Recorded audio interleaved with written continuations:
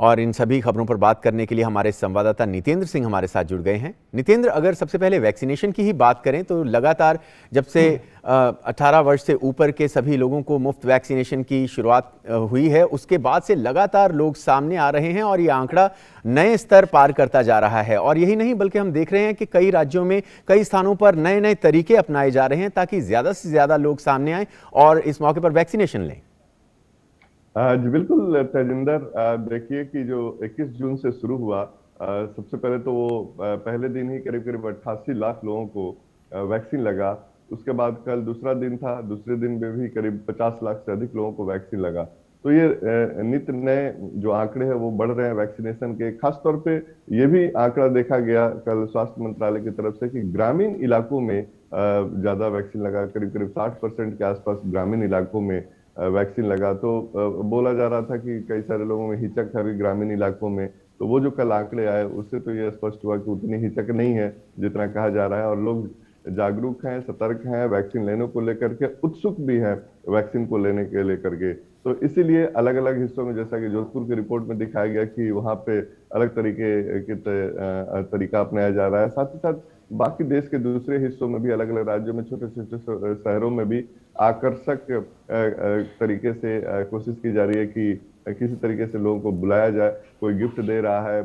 South के तमिलनाडु के राज्य में कई सारे ऑफर्स भी दिए गए थे लोगों को कि अगर वैक्सीन लेंगे तो तरह तरह के उनको ऑफर्स दिए गए थे। तो इस तरह के छोटे छोटे लुभावने आकर्षक व्यवस्था की जा रही है ताकि लोग आए और वैक्सीन लगाएं। वैक्सीन लगाने से ही हम संक्रमण के चेन को तोड़ सकते हैं जो वायरस के। तो आने वाले दिनों में हम देखेंगे जब जैसे जैसे प्रोडक्शन हमारा वैक्सीन का बढ़ेगा या फिर बाकी दूसरी कंपनियों के जो वैक्सीन आएंगे, तो जुलाई के बाद, अगस्त के बाद काफी तेजी से वैक्सीनेशन कार्यक्रम को और आगे बढ़ाया जाएगा। जो सरकार का टारगेट है कि हर दिन 1 करोड़ वैक्सीन लगाया जाए, उसको पूरा किया जाएगा। और भारत के पास कैपेसिटी है, एक दिन में करीब करीब 1 करोड़ 25-30 लाख लोगों को वैक्सीन लग सकता है।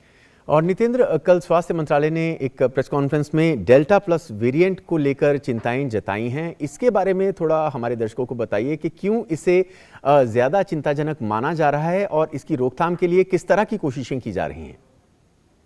देखिए, वायरस में जो म्यूटेशन होता है उसका एक प्राकृतिक, उसका नेचुरल गुण है। वायरस में म्यूटेशन होता ही है। तो पहले डेल्टा आया, डेल्टा प्लस अब आ गया है, और दुनिया के 9 देश में ये डेल्टा प्लस वायरस है। भारत में भी है वो, और 22 केस अभी तक डिटेक्ट किया गया है, जिसमें सबसे ज्यादा 16 महाराष्ट्र में है। और देश के जो 3 राज्य के करीब करीब 6 डिस्ट्रिक्ट में ये केस पाया गया। केरल में, मध्य प्रदेश में भी, भोपाल और शिवपुरी डिस्ट्रिक्ट में है। तो निश्चित तौर पे कंसर्न है, इसलिए क्योंकि इसकी जो शुरुआती पहचान की गई कि वो तेजी से संक्रमण फैलाता है। तो तेजी से जब संक्रमण फैलाएगा और उसके अगर आप चपेट में आएंगे और कोविड अप्रोप्रिएट बिहेवियर नहीं रखेंगे तो ज्यादा से ज्यादा लोगों को संक्रमण करेगा ये। इसलिए ये मैटर वेरिएंट ऑफ कंसर्न इसको बताया गया है। और केंद्र ने राज्यों को एडवाइजरी जारी की है कि आप सतर्क रहें, और जिस एरिया में, जिस क्लस्टर में ये पाया गया है वहां पर सर्वेलेंस को तेज किया जाए, वहां पे लोगों की जांच की जाए और लोगों को जागरूक किया जाए कि वो जो कोविड अप्रोप्रिएट बिहेवियर है उसको अपनाए। क्योंकि इस पे जो है साइंटिस्ट नजर रखे हुए हैं कि कितनी तेजी से संक्रमण करता है, और क्या मास्क हम पहन रहे हैं तो उसको भी वो प्रभावित करता है, या फिर वैक्सीन हम लिए हैं उसको भी प्रभावित करता है। इन तमाम चीजों पर नजर रखी जा रही है अभी। और भी चूंकि 28 हमारे पास जो जीनोम सीक्वेंसिंग के लैब हैं, वहां पर बहुत से जो अलग अलग राज्यों के जो डाटा आ रहे हैं जांच के, तो उनकी भी जीनोम सीक्वेंसिंग की जा रही है। ये भी देखा जा रहा है कि क्या दूसरे राज्यों में तो नहीं फैला हुआ है। तो इसीलिए उन राज्यों को केंद्र ने सतर्क किया है कि आप उस पर निगरानी रखें, कंटेनमेंट जोन बना करके उसको, वहीं क्लस्टर को रोकने की कोशिश की जाए। लोगों से भी ये जरूर अपील की जा रही है कि किसी भी वायरस को रोकने का सिर्फ 3-4 उपाय है। पहला तो मास्क है, दूसरा भीड़ भाड़ में जाने से आप बचे, दूरी का पालन करें, साथ ही साथ हाथ धोते रहें। इसके अलावा वैक्सीन जरूर लगवाएं। तो ये अगर हम प्रोटोकॉल का पालन करें तो चाहे कोई भी वेरिएंट हो, कोई भी म्यूटेशन हो, उसको हम रोक पाएंगे, वहीं रोक पाएंगे। तो लोग क्राउड में न जाए, भीड़ में न जाए, और प्रोटोकॉल का पालन करें। सरकार की निगाहें हैं, हमारे साइंटिस्ट की इस पे निगाहें हैं, घबराने की जरूरत नहीं है, लेकिन हमें सतर्क रहना बहुत जरूरी है।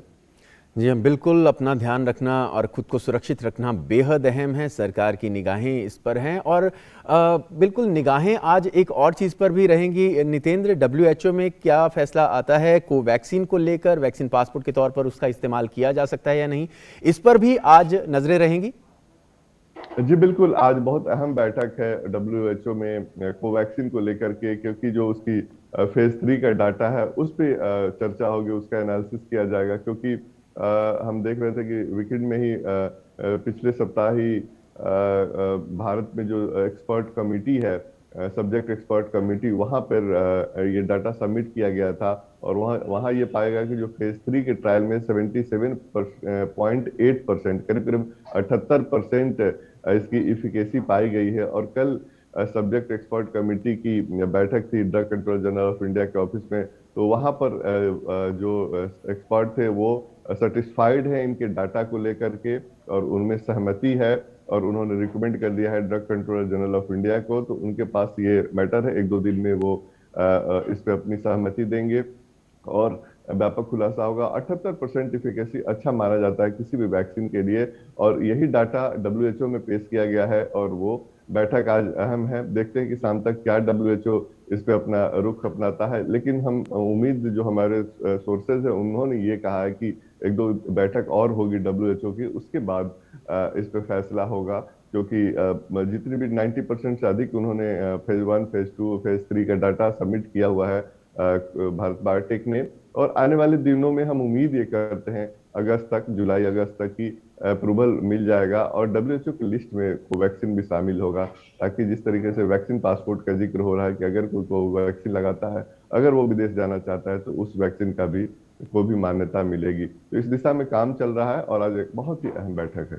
तो नजरें रहेंगी इस बैठक पर। बहुत बहुत शुक्रिया नितेंद्र, इन सभी खबरों पर, कोविड से जुड़ी हुई और वैक्सीनेशन से जुड़ी हुई इन खबरों पर हमारे साथ चर्चा करने के लिए। और आइए अब खबरों में आगे बढ़ते हैं। सुप्रीम कोर्ट ने 12वीं के विद्यार्थियों के लिए जारी